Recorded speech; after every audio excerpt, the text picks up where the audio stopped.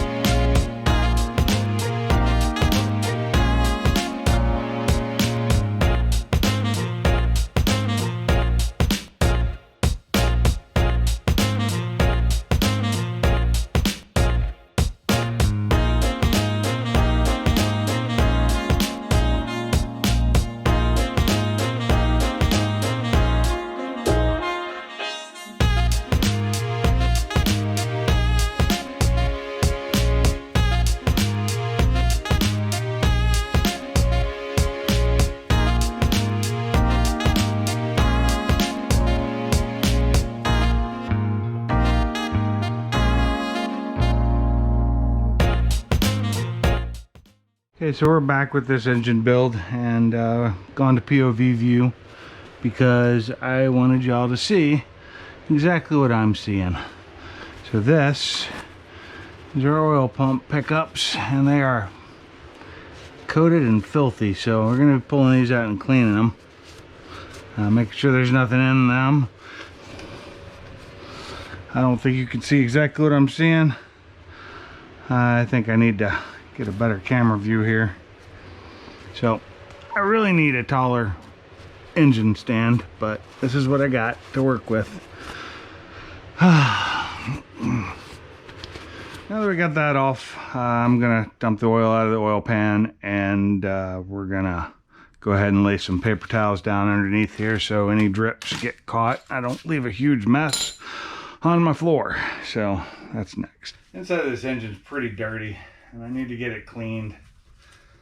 I was really wanting to have this engine ready before race season and the car, but I don't think that's going to be possible now due to a couple of different things. One, I don't have the money to buy all the parts I need for it.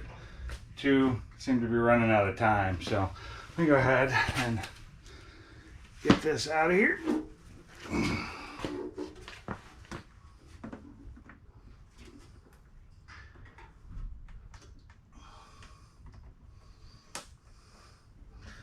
Oh, this is nasty. This pan needed cleaned. So, just so y'all can see, I don't know how well you can see, but if you look in here, see all that gunk? Yeah, it's all over the place. So, there's that. So that's definitely gonna need to be cleaned out. Try and finish draining this thing. I'll do that in a little while. Now I need to clean up the mess I just made. Okay, so that should catch everything. Now that that's done, it's time to pull off the timing cover. So that is the next thing coming up. It should be fairly easy.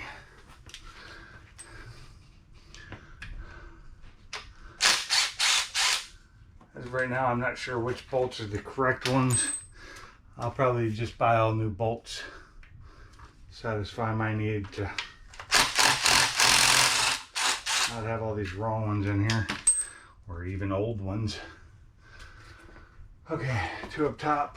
I'm gonna have to get my wrench to get to, and y'all can't even see this. So this is what I'm working on right here. So I'm taking the timing cover off. I pull all these bolts out. I'll be probably replacing these bolts, but they're right there. Yeah, this camera's a little weird, but it works. So that is what we are currently doing. Let's see if we can.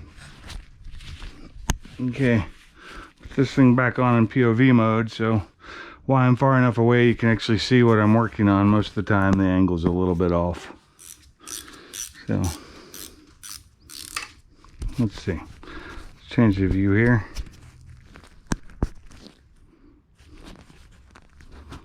Now you can see what I'm working on. These were already loose. You got the water pump and the timing cover all in one here. So I've got new gaskets for all this because I want to replace all these bolts with all new ones.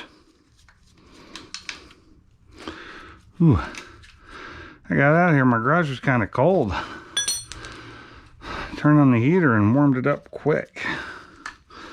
So now, it looks like I have all the bolts off. The only thing left now is just breaking it free. Which shouldn't be that hard, but it apparently is. So, I guess I'll figure this out. So that's going to be it for a few minutes. I'll be back once I figure out how to get this off, and we'll go from there. Well, it seems I lost some of the footage I had of me removing the timing cover and the water pump, and some other stuff that I removed off that engine. So I'm adding this here just to let you know that we're just going to continue on from here and do the oil pump and the heads. That's, you know, I had some issues with some cameras and I lost some footage. One of my SD cards went bad, I believe. So we will continue on with what we have. So here is the removal of the oil pump.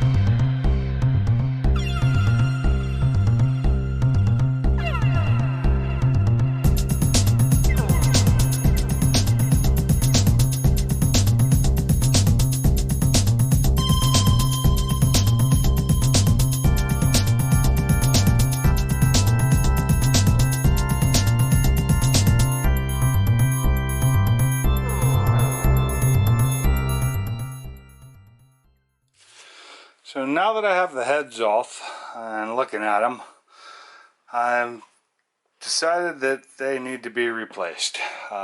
These aren't any good. I mean, if nothing else, they'd have to be decked. If you look at them, the damage in the cylinders, I'm pretty sure this engine was not running when it was taken down and has not run since.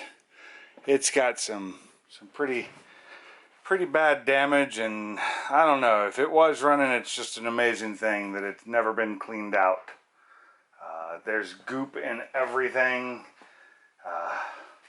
I'm not seeing any damage on the pistons themselves, but I am seeing, you know, just heavy buildup of carbon, like super heavy. But we've got pits in the head, I've got pits in the pistons, and it's just all in all just not looking good.